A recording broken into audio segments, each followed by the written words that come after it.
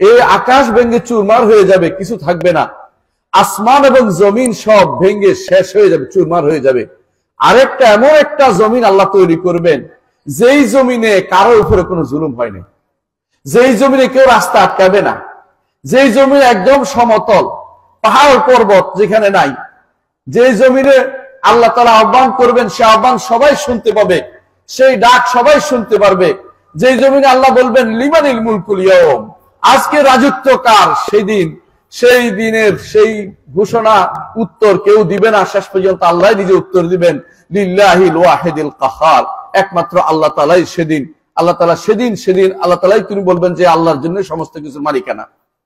আজকে দুনিয়ার মালিকানার জন্য কত ব্যস্ত হয়ে পড়ি আমরা, জমি জামার মালিকানা, বাড়ি ঘরের মালিকানা, রাস্তাঘাটের মালিকানা, রাষ্ট্রের মালিকানা, কত কিছু, মিল কারখানার মালিকানা, কিন্তু সেদিন কোনো কিছুই কাজে আসবে না।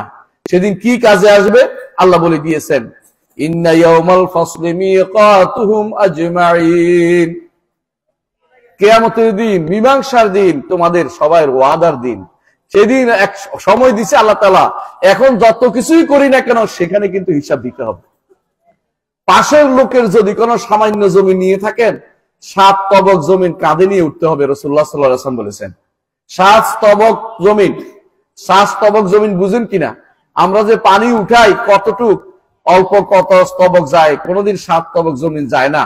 এর অর্থ হচ্ছে এত স্তবক জমিন আপনি কাঁধে নিয়ে কি উঠতে পারবেন? পারবেন না। সেই দিন আমাদের সবার জন্য যত জুলুম হয়েছে একে অপরের উপর দিয়ে, যত অত্যাচার হয়েছে একে অপর দিয়ে, সেদিন সব কিছুর জন্য আল্লাহ ওয়াদা করে দিয়েছেন, মিকাতুহুম, ওয়াদা, এমন সময়, যে সময়টা তিনি সেদিন শাস্তি বিধান করবেন। সেদিন কিন্তু কাজে আসবে আরশের নিচে ছায়া যে ব্যক্তি থাকবে, তার চেয়ে ভালো জায়গায় আর কেউ থাকবে না। আরশের নিচে ছায়া পেতে হলে এমন কতগুলি কাজ আছে যেগুলি করলে আরশের নিচে একজন মানুষ ছায়া পেয়ে যাবে। কারণ সূর্য তখন 1 মাইল উপরে থাকবে। 1 মাইল, এখন সূর্য কত উপরে? কত হাজার বছর উপরে, তাই না? কত লাখ বছর হিসাব করে তারা এত উপরে, অথচ 1 মাইল উপরে থাকবে। সেদিন মানুষ ঘরমাক্ত হতে থাকবে। আপনি আমি কিন্তু হাসরের মাঠে থাকবো। সে হাসরের মাঠে কেউ এগিয়ে আসবে না আপনাকে আমাকে কোনো সাহায্য করতে। এই জন্য আল্লাহ তাআলা বলছেন, ইয়াউমা লা ইউগনি মাওলান আম মাওলান শাইআন, যেদিন কোনো বন্ধু কোনো বন্ধুর জন্য এগিয়ে আসবে না। কিন্তু আল আখিল্লাউ বাদুহুম লিবাদিন আদুউন ইল্লাল মুত্তাকিন, মুত্তাকিরা ছাড়া সবাই একে অপরের শত্রু হবে সেদিন। কি জন্য শত্রু হবে?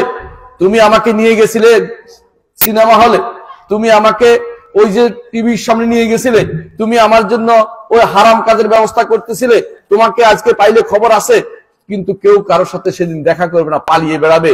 এমনকি সন্তান পিতা থেকে পালাবে।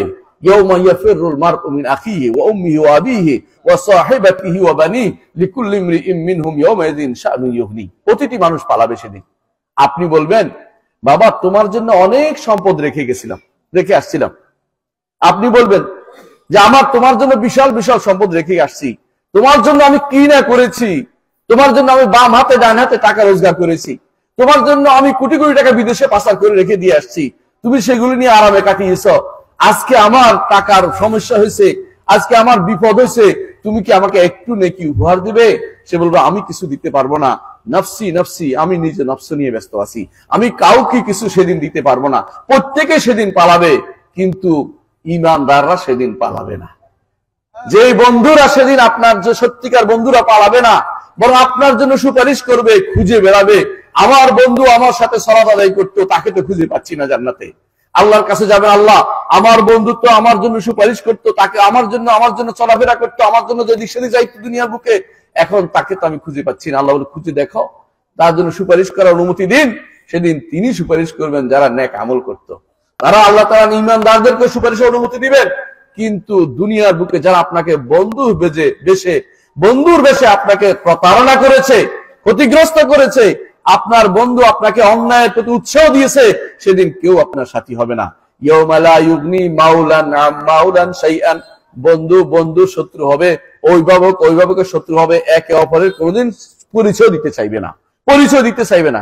কারণ তারা মনে করবে এখন তো আমার যদি কোনো কম হয়ে যায়, ওরে দিলে তো আমার কমে যাবে। তারা কেউ কিছু দিতে চাইবে না। সেদিন হাসরের মাঠ হবে এমন একটা বিশাল মাঠ যেখানে হবে আটার কাইয়ের মতো। আটার কাইতে কি করে পা রাখলে কি হয়?